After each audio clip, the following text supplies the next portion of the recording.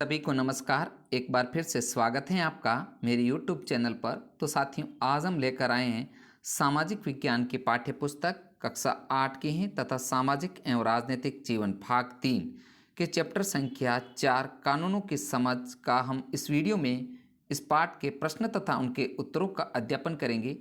तो साथियों, मेरे चैनल पर कक्षा 8 की इस पुस्तक के संपूर्ण पाठों का अध्ययन करवाया जाएगा तथा प्रत्येक पाठ के प्रश्नों का उत्तर आपको उपलब्ध करवाए जाएंगे, जिसके आप ध्यान से देखिएगा तथा अपनी नोटबुक में लिख सकते हैं। तो साथियों, वीडियो शुरू करने से पहले अगर आप मेरे चैनल पर नए हैं, चैनल को सब्सक्राइब जरूर कीजिएगा तथा बेल आइकन जरूर प्रेस करें ताकि जब भी मेरा नया वीडियो आए आप तक नोटिफिकेशन सबसे पहले पहुंचे। तो शुरू करते हैं चैप्टर संख्या 4 कानूनों की समझ पाठ के प्रश्न तथा उनके उत्तरों का अध्ययन। अध्याय के प्रश्न तथा उत्तर। क्वेश्चन नंबर 1 देखते हैं। कानून का शासन पद से आप क्या समझते हैं? अपने शब्दों में लिखिए। अपना जवाब देते हुए कानून के उल्लंघन का कोई एक वास्तविक या काल्पनिक उदाहरण दीजिए। तो यहाँ पर कानून के शासन पद का अर्थ देखते हैं। सबसे पहले कानून के शासन का अभिप्राय है सभी कानून देश के सभी नागरिकों पर समान रूप से लागू होते हैं। कानून से ऊपर कोई नहीं, चाहे वह सरकारी अधिकारी हो या सेठ हो, यहाँ तक कि राष्ट्रपति ही क्यों ना हो। किसी भी कानून या अपराध का उल्लंघन करने पर एक सज़ा निश्चित होती है। सज़ा देने की प्रक्रिया भी एक होती है जिसमें व्यक्ति का अपराध साबित हो जाता है। उदाहरण के लिए हमारे गांव को जाने वाली सड़क पर पुलिस नाका लगाकर बिना हेलमेट के वाहन चलाने वालों के चालान काट रही थी। पुलिस ने एक बीमार वर्ग को लेकर जा रहे युवक का बिना हेलमेट से स्कूटर चलाने के कारण 200 रुपये का चालान काट दिया, लेकिन तभी वहां एक मोटरसाइकिल पर सवार होकर 2 वर्दीधारी पुलिस वाले निकले। पुलिस ने न तो उन्हें रोका और न ही उनका चालान काटा। इस प्रकार कानून का खुला उल्लंघन हुआ। तो साथियों, बहुत ही अच्छा इंपॉर्टेंट क्वेश्चन था, इसको आप अपनी नोटबुक में लिख सकते हैं। नेक्स्ट है 2 नंबर प्रश्न।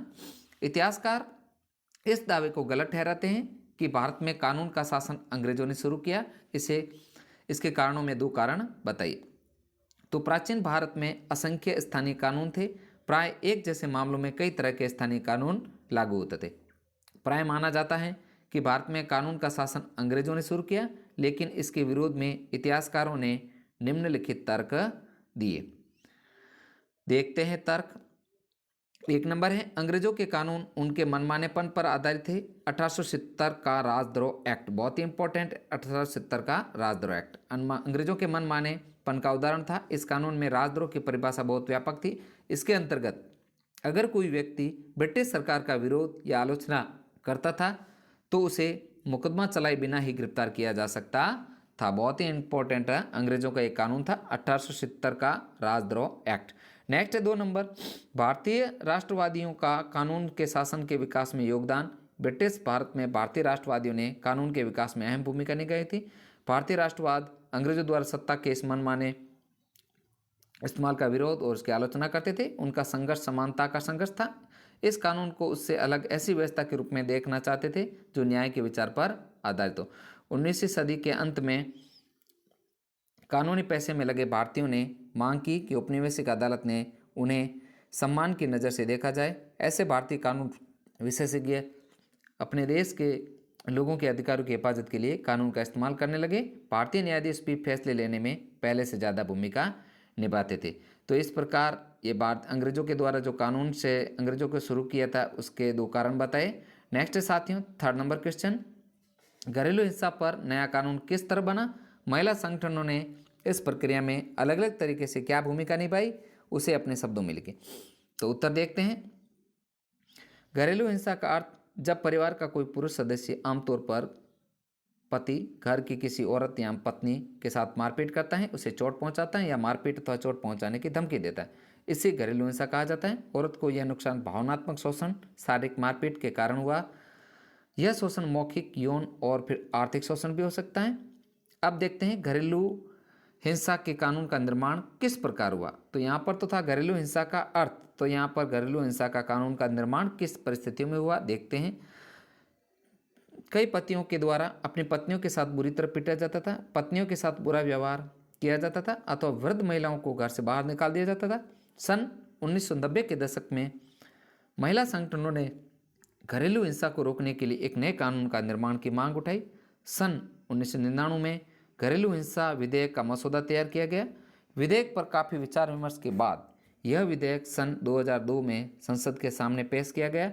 महिला संगठन इस विधेयक के प्रारूप से सहमत नहीं थे। वे इस विधेयक में संशोधन करना चाहते थे। कई महिला संगठनों और राष्ट्रीय महिला आयोग ने इस विधेयक से संबंधित संसदीय स्थायी समिति के सामने अपने सुझाव सौंप दिए। दिसंबर 2002 स्थायी समिति ने अपनी सिफारिशें राज्यसभा को सौंपी। इन सिफारिशों को लोकसभा में पेश किया गया। कमेटी की रिपोर्ट में महिला संगठनों की अधिकतर मांगों को स्वीकार कर लिया गया। सन 2005 में संसद के सामने एक नया विधेयक पेश किया गया। दोनों सदनों से मंजूरी मिल जाने के बाद राष्ट्रपति के पास स्वीकृति के लिए भेजा गया। 2006 में घरेलू हिंसा महिला सुरक्षा कानून लागू हुआ। तो बहुत ही इम्पोर्टेंट प्रश्न है, इसको आप अच्छे से अपनी नोटबुक में कर सकते हो।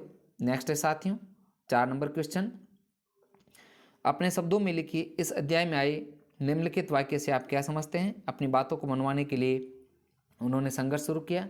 यह समानता का संघर्ष था। उनके लिए कानून का मतलब ऐसे नियम नहीं थे जिनका पालन करना उनकी मजबूरी हो।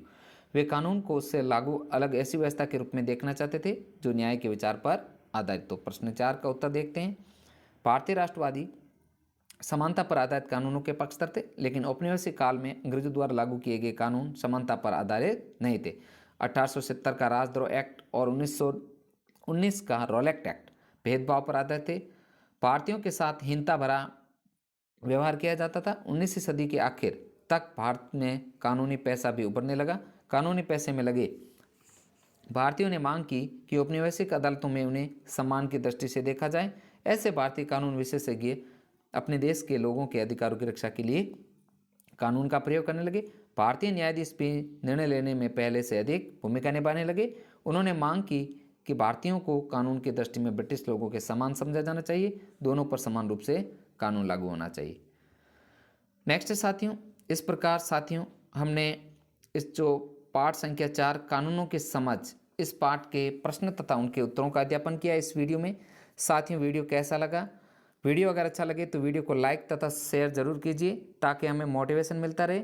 मिलते हैं अगले नए पाठ के वीडियो के साथ, प्रश्नों और उत्तरों के साथ। वीडियो देखने के लिए साथियों आपका दिल से धन्यवाद। साथियों आपको सामाजिक विज्ञान कक्षा 8 के पाठ्य पुस्तक के संपूर्ण पाठों का अध्यापन यानी कि प्रश्न और उनके उत्तरों का अध्ययन आपको मेरे चैनल की प्लेलिस्ट में जाके वहाँ से उपलब्ध हो जाएंगे। वहाँ से आप एक साथ उनका अध्ययन कर सकते हैं। साथियों धन्यवाद।